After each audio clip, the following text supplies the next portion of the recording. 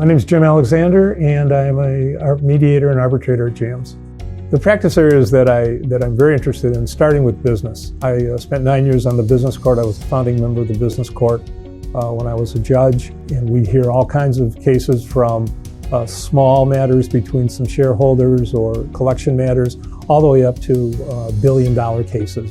One of the big things that differentiates me is my varied background. I have a long history in politics. I've served in the executive branch of government. I've served in the judicial branch of government. And I think that the experiences that I bring from being on the bench, being in practice, and being in government make me a little bit different from someone who just went to law school and then came out and was doing ADR.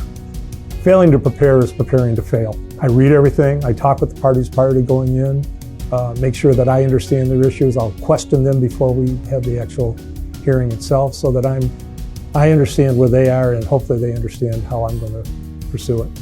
Having been on the bench for 20 years, I found that helping the parties resolve their differences themselves comes to a much better conclusion than having somebody shove it down their throats, for lack of a better term.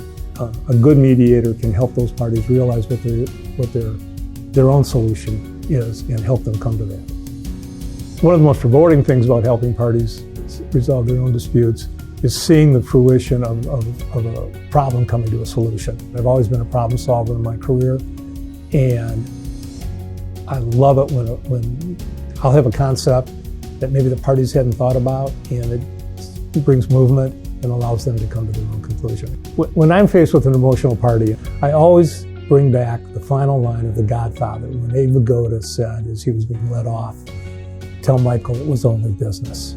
Most of the cases that I see are business cases. They need a business solution.